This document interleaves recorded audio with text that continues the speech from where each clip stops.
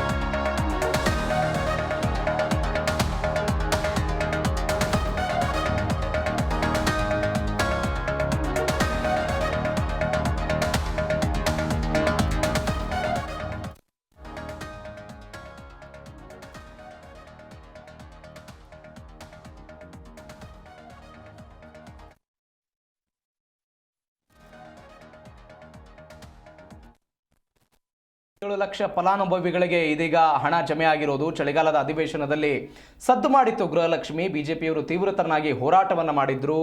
ಬಾಕಿ ಹಣದ ಬಗ್ಗೆ ಪ್ರಶ್ನೆಯನ್ನು ಕೂಡ ಮಾಡಿದ್ರು, ಕಿಡಿಕಾರಿದ್ರು.